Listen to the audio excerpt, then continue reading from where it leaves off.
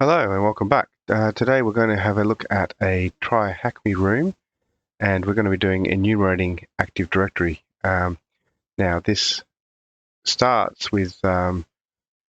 We've already breached AD. We've got some credentials from password spraying or some other technique, and now we're going to go about actually enumerating the Active Directory environment. So let's get into it. Okay, so you can see I've got my network running here in TryHackMe, and I've got my attack box running, so we are ready to go. So a bit of a blurb here. Once we have the first set of credentials, we can authenticate with them on the network, and then we can start to do some enumeration and potentially privilege escalation. So I'm just going to quickly jump through this part. This is all basically setup stuff that I've already done. So yes, I've completed that, got that, and got that. So there we go, task 1 done. Let's move on now to task 2. So task 2, credential injection. Okay, let's have a look.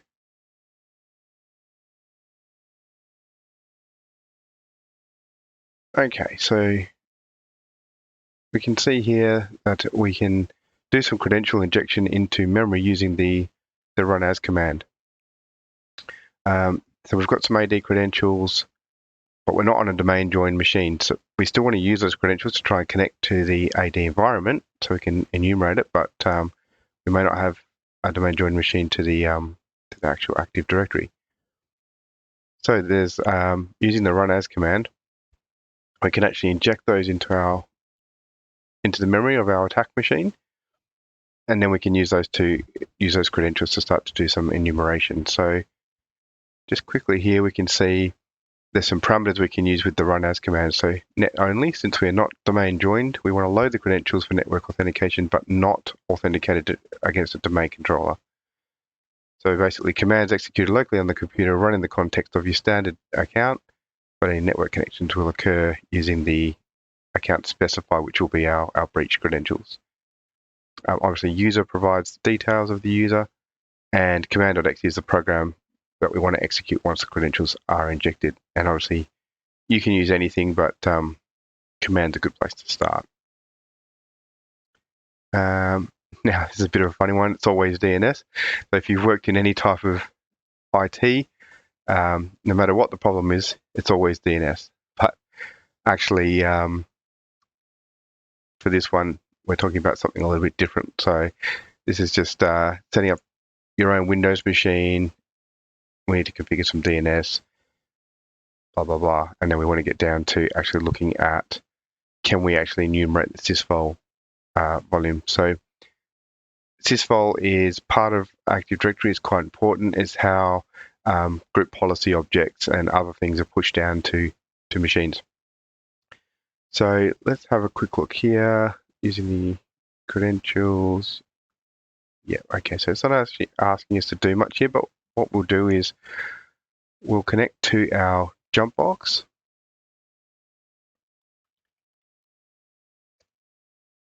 Okay, so we're actually on the jump box now. So if you have a look back up here at the network diagram, we're actually on this machine with the Kimberly Smith, the credentials that we already have harvested. And now we're going to try and do some bits and pieces. So go back down.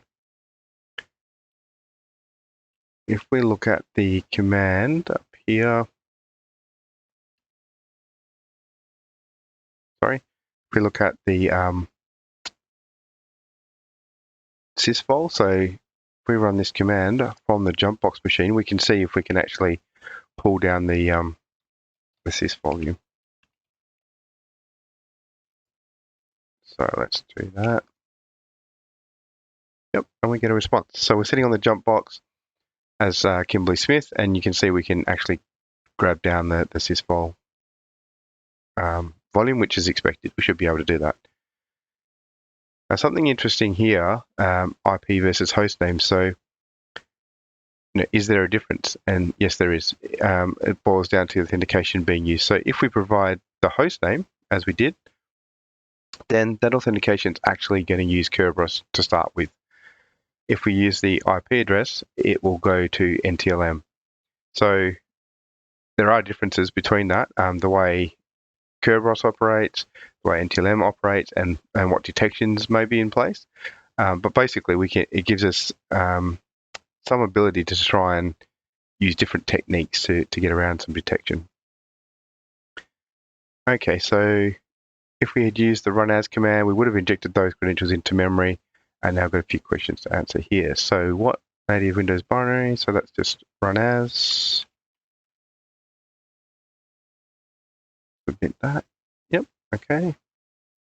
What parameter of the run as binary will ensure the injected credentials are used for all network connections? So that was the net only, which we looked at before. Great. What network folder on a domain controller is accessible by any authenticated AD account and stores GPO information? That's sysvol.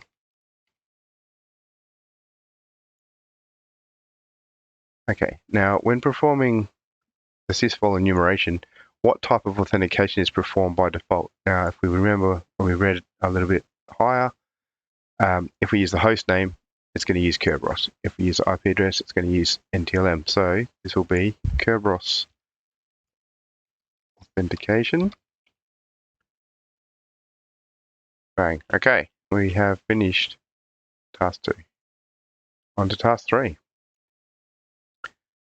Okay, so enumeration through the Microsoft Management Console. So Microsoft Management Console is part of Windows. It gives you the ability to load in plugins. And this one, we're going to use remote server administration tools. And we're going to run through some things here. So let me just RDP into that machine. I think we have Remina on here somewhere. Okay, sorry about that. We're back. Found Remina. So we are going to try and RDP into this box. Yes, and we're going to use Kimberly Smith, I think it was.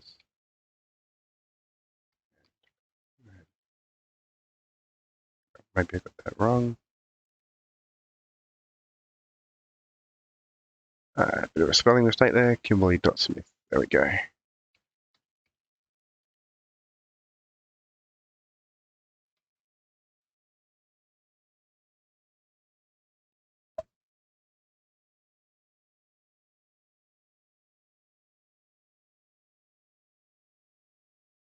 All right, so we're on our Windows jump box here. So it wants us to start the MMC. I don't quite know what's going on with the resolution here. It's a bit odd, but let's see if we can get this going.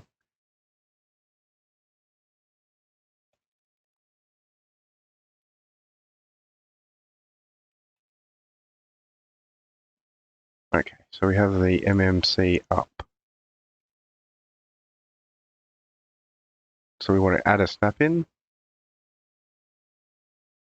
Select and add all 3 Active Directory snap-ins. Okay, so we want domains and trusts, sites and services, and users and computers.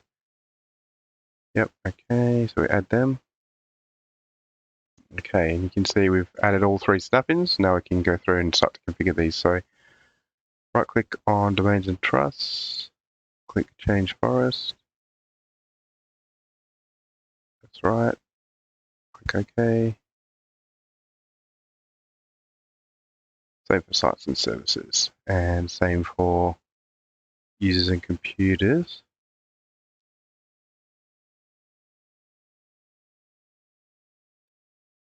Taking a while to do something here.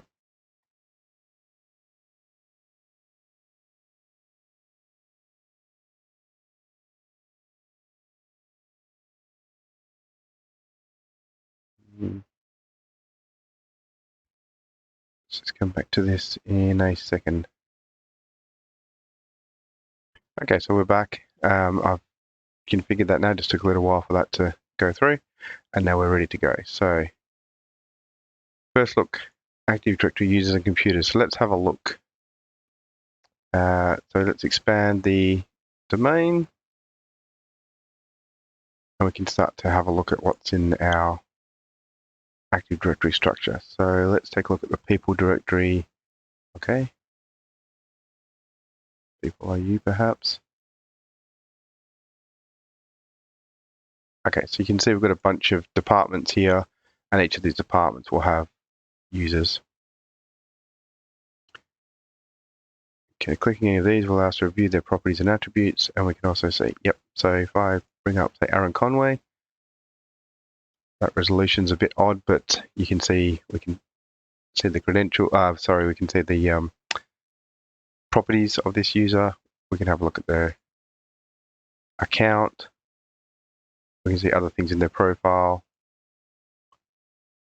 etc. And we should be able to see, depending on our user rights, we should also be able to see what groups they are in, member of, and you can see we've got domain users and internet access. Okay, we can also use the MMC to find hosts in the environment. So if we click on either servers or workstations to list a machine, so this is where we'd see computers rather than users. And you can see there's an MDT machine there, there's an RAS machine, and there's a Unix OU for obviously Unix or Linux machines. Okay, so down to the questions. How many computer objects are part of the server's OU? So for computers objects in the server's OU, there's 2. So we're going to put in 2 there. We'll see if we're right. Yes, correct. Okay. How many computer objects are part of the workstation's OU? Okay, so if we click on the workstation's OU, looks like we just have the 1. Yep, okay. How many departments or OUs does this organization consist of? Okay, so unless there's something different, we can assume that these are the departments. So 1, 2, 3, 4, 5, 6, 7. We'll say 7. Okay, we got that one right. How many admin tiers? So let's have a look at admins. OU. Okay, yep, and we can see we've got 3 tiers: tier 0, tier 1, and tier 2. I'm going to say 3. With that. Okay, what is the value of the flag? Okay, I'm just going to pause while I get that flag, and we'll be right back. And you can see that I have entered the flag correctly. And so we're on to the next one, enumeration through the command prompt. Okay, let's have a look. What have we got here? So, command prompt. Yep, there are times we just need to confirm, perform a quick and dirty AD lookup. Command prompt has your back.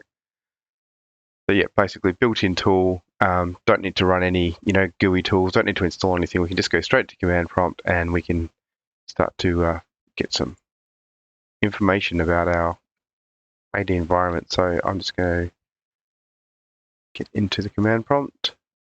Now we are RDP'd in. We could also do this via a remote session, remote SSH session, but we'll just continue using this jump box. Okay, so this is talking about using the net command to list all users. So if we type in net user /domain, basically we'll return all the users in the domain. And basically what it says here, this will return all ID users for us, can be helpful in determining the size of the domain to stage further attacks. We can also use this sub option to enumerate more detailed information about a single user account. So net user just with the domain will return all users, and if we do it for an actual specify user, we'll just get the details for that particular user account. So you can see, same as what we saw with the GUI, but now we're just able to retrieve that same information from the command prompt. Much quicker, much easier way of doing things. And the same with groups, essentially. So we can do net group /domain, and we're going to get all the groups that are in the domain. And then we can do the same. So we can specify a specific group that interests us, and we can get the list of users. So in this example, they want us to do a net group for the tier 1 admins. So, we're enumerating this domain. We've seen, hey, there's a group there that's got tier 1 admins. That could be something useful for us. who's in there. Okay, so now we know we've got these accounts that are in that tier 1 admins group. Potentially we can go after one of these guys and try and elevate our privileges. And you can see the net command also allows us to look at the password policies. So if we do net accounts /domain, now we can see what the password policy that's set for this domain. So users are never forced to log off. Minimum password age is 0. Maximum password age is unlimited, so they can basically keep their password forever. They don't have a minimum length. There's no history, so they can reuse the same passwords. There's no lockout threshold, so we know we can try some brute forcing if we wanted to, etc., etc. So some of the benefits of using the net use command: no additional tooling is required, as we said before. We don't need a GUI, and VBScript, other macro languages support these natively, which is how some of the malware works. You can just basically live off the land and start to gather some information. So, apart from the domain users group, what other group is Aaron Harris a member of? So if we go back to our users and we look at Aaron Harris, we should be able to find out what other groups he's a part of. So let's have a look. Aaron.Harris.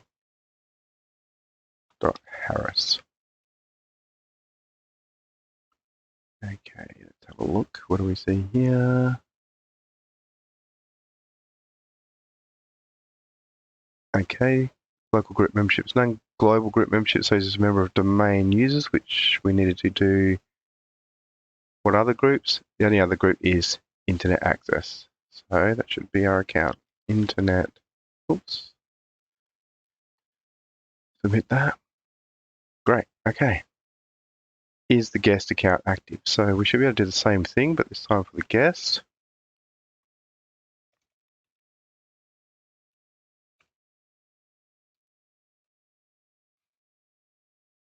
Account active is no. So no, guest account is not active. In this example, it's nay, not no. Great, okay. How many accounts are a member of the tier 1 admins group? So we already had a look at that. Let's go back. So this time we're going to look again at the tier 1 admins group. And how many accounts are in there? We've got 1, 2, 3, 4, 5, 6, 7. 7 accounts.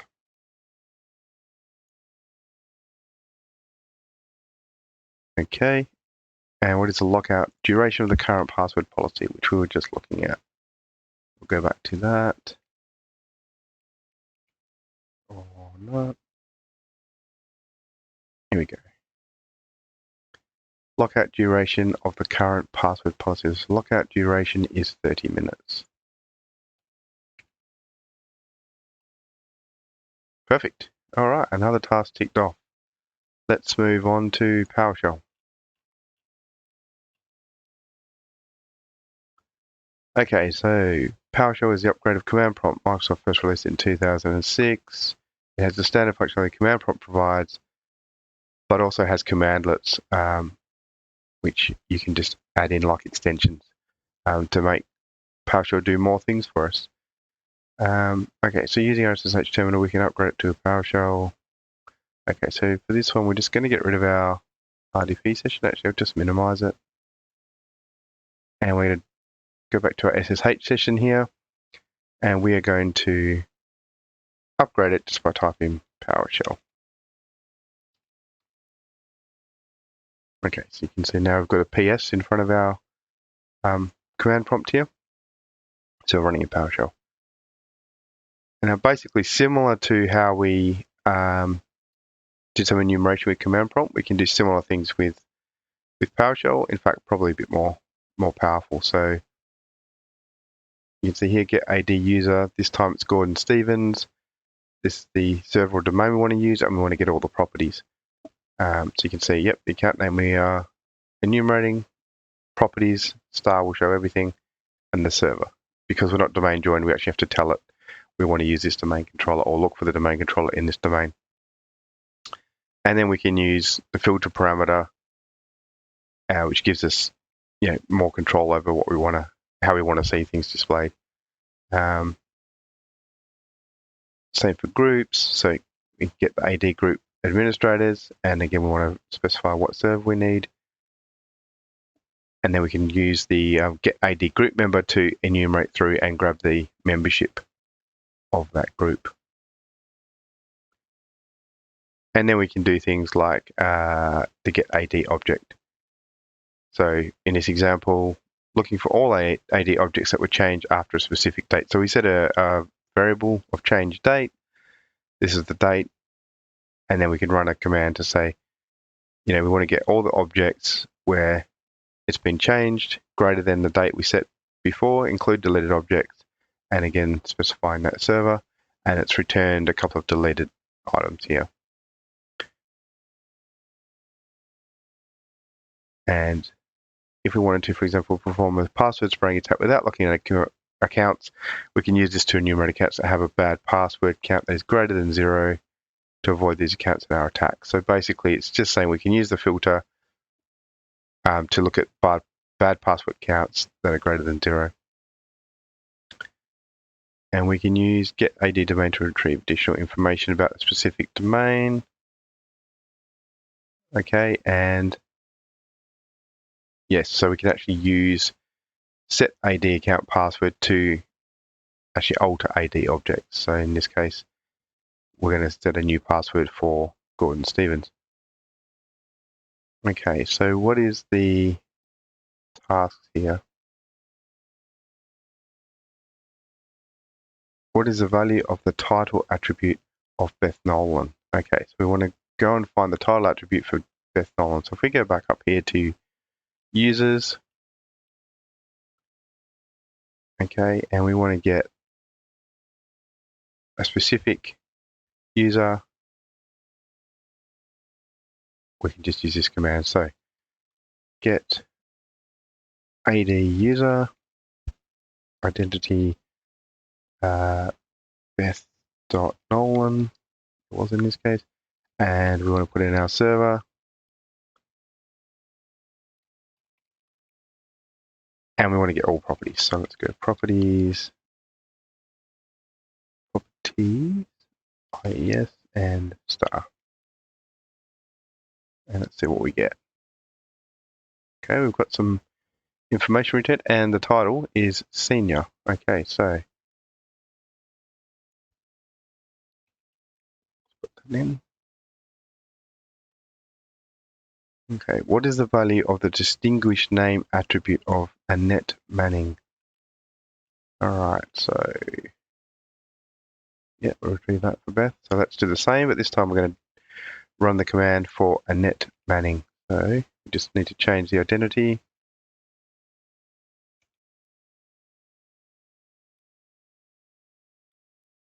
So Annette.Manning. And let's have a look here, distinguished name. Right, let's see if I can copy and paste this. Copy, I need to put it into the clipboard here. Okay, now I should be able to paste that. And I just need a little bit of fixing up.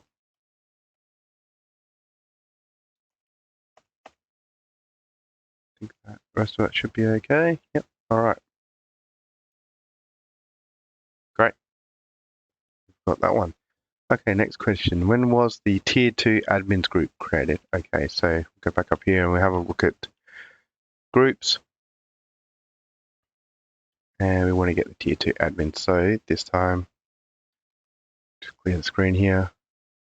We want to get AD group instead of get AD user. And the identity this time will be Tier 2, I think it was.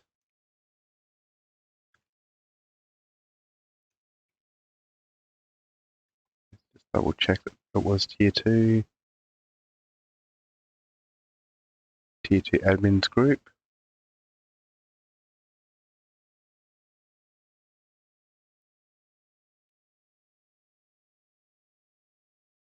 Okay, so I believe it was T2 admins.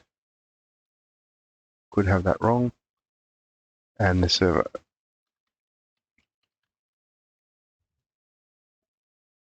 Yep. Okay, so couldn't find that.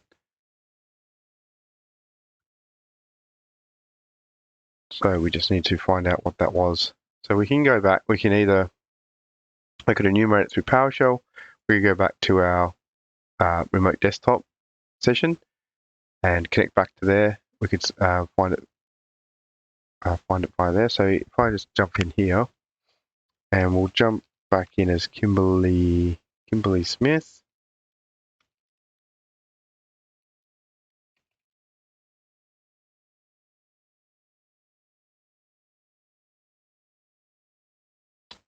And if we wanted to have a look here, you can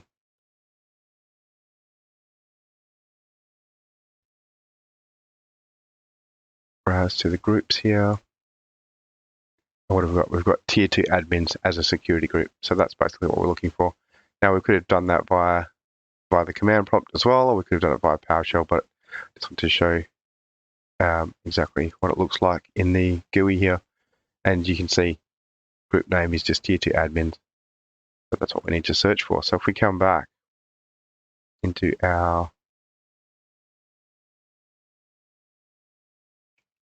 PowerShell here, which should just be tier 2 admins. Okay. So when was it created? So if we have a look, do we have a created date?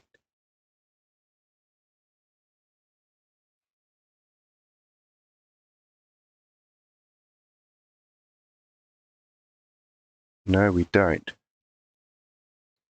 So how do we get the created date? Okay, we had a bit of an issue with the video there, so I have to continue on from this question as part of task 5. So when we left off, we were trying to figure out when was the tier 2 admins group created. So basically, we just need to run get AD group with the identity of tier 2 admins, the domain name, and properties flag with the star to say that we want to get all properties. We run that. Now we see we can get the when created, and I've pasted that date and time in there. Okay, so the next question, what is the value of the SID attribute of the enterprise admins group? So we want to run the same command because we want to get all the information for the enterprise admins group. And specifically, we're looking for that SID attribute. So we're going to change this to enterprise admins. And we can see the SID is there, which is the security identifier. And that's what we've pasted in there. And you can see the final question, which container is used to store deleted AD objects? The container name is deleted objects and obviously in the AD domain. Okay, so that is it for task 5. So on to task 6, which is enumerating the domain with BloodHound. So BloodHound is basically a third-party tool released back in 2016 and essentially uses graph theory to map possible paths that can be used to attack AD. It's made up of a couple of components. So SharpHound is essentially the agent, if you want to call it that. It used to come in a PowerShell format. Now pretty much runs as a Windows executable, and they also provide Azure Hound for enumerating Azure environments. So BloodHound is the GUI part. Runs on a Neo4j database, and SharpHound is used to actually collect the information and then gets imported into BloodHound. So looking at documentation here, or rather the task that we're looking at, we run SharpHound with a flag of collection methods, a domain, and we want to exclude DCs. Now, the explanations are here, but basically exclude DCs means it won't enumerate a domain controller, which is likely to trigger, security alerts or, auditing, that sort of thing. Domain controllers are usually a little bit more locked down than other machines. So in the collection methods, we've got default, we've got all. Once you've run it through the first time, SharpHound will actually cache the information. So the next time you run it, you use the collection method of session, which will only return any new user sessions. So what we're going to do is going to go ahead and actually run this. So the first task here is just to copy it from C Tools into the Documents folder. Now, I have already done this, so let me just paste that in there, and I'll do it again.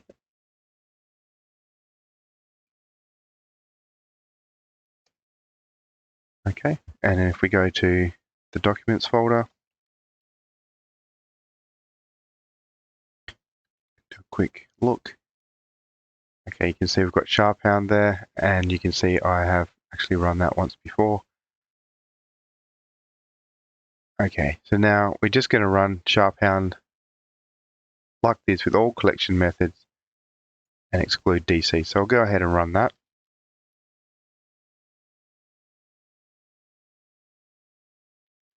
So we want collection methods, and we want all. We want the domain flag,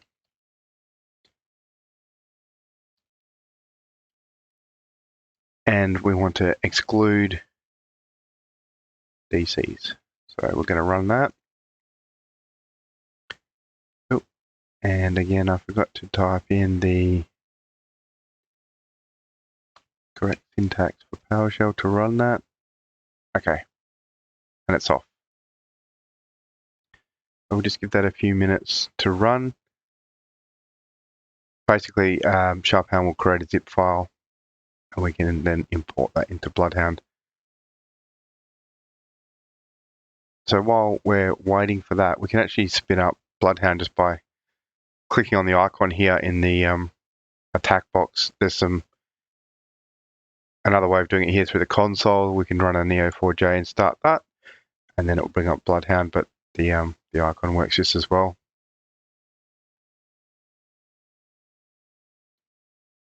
We'll just get BloodHound up and running.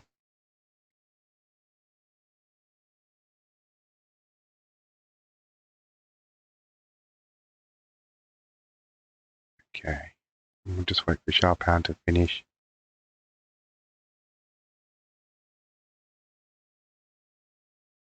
Okay, so TryHackMe has actually finished running, so we can see here it's done. And if we do a quick look in our directory, you'll see we've got a date and time and the bloodhound.zip file. So what we need to do now is actually get this file across onto our attack box machine. So we can do that using this scp command. Okay, so we'll run, our username is joel.pierce, but yours will obviously be different.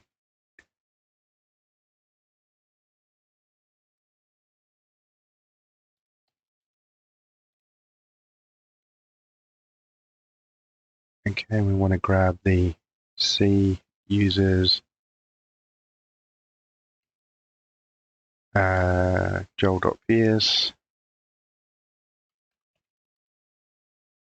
/documents, and we want to grab that latest one. Okay, 2023 0305 2722.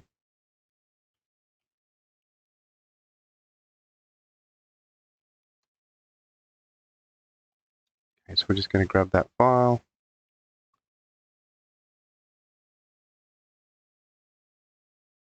And what did I do wrong there? I forgot to put in the dot to indicate we want to put it into the root directory. Now we just need to put in the password for our joel.pierce account.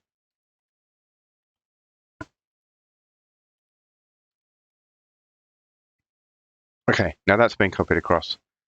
So we're now good to go. So if we just minimize these, get them out of the way.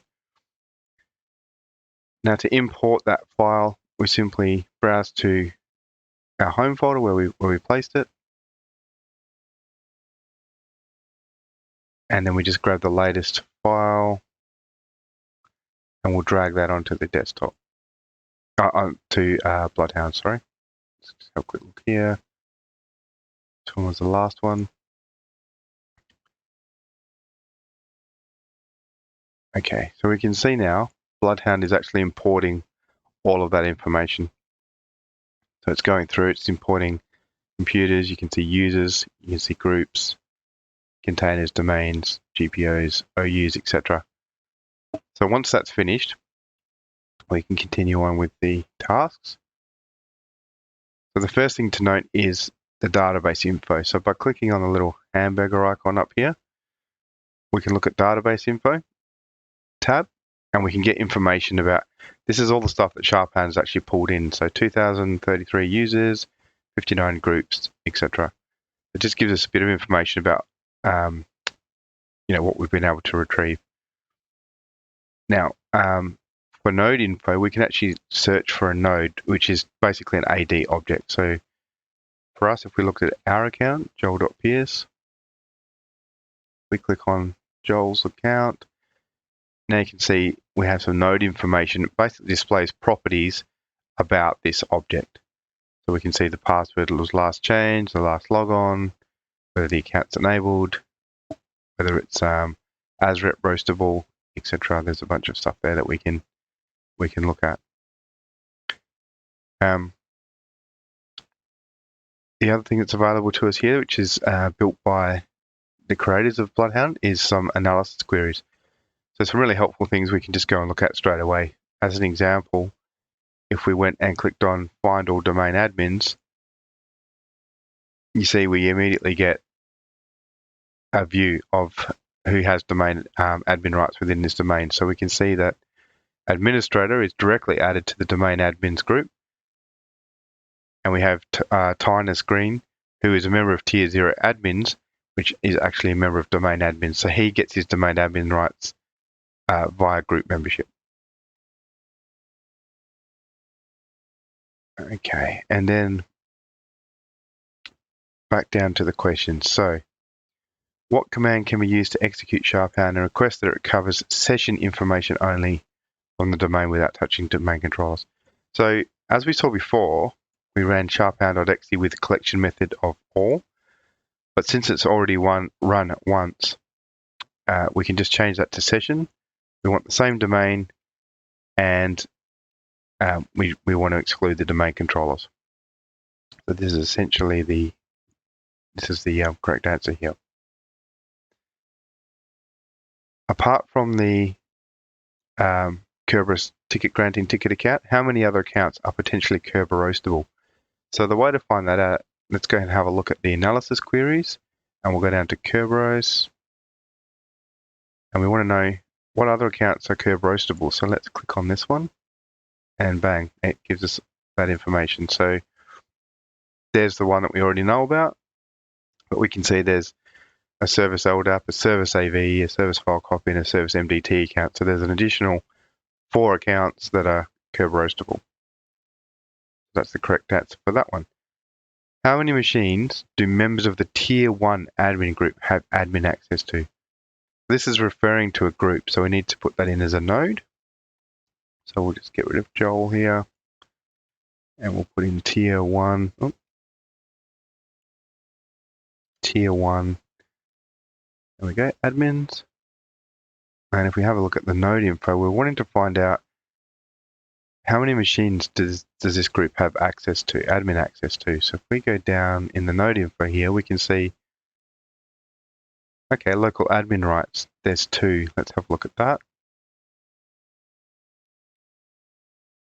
Okay, and you can see it has access to the IIS machine and to the MDT machine. So basically, this group, Tier 1 admins, can access 2 machines. So 2 is the correct answer.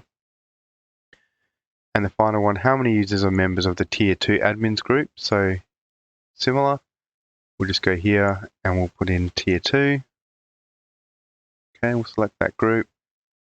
Now under node info, straight away you can see direct members, there's 15 of them. If we want to, we can look at them in the graph view. The answer is 15. And that's it. I hope that's been a good walkthrough. I've certainly enjoyed it. There's been a couple of technical challenges, but if you like this video, please subscribe, click the bell, and keep following me for more walkthroughs. Thank you. Bye.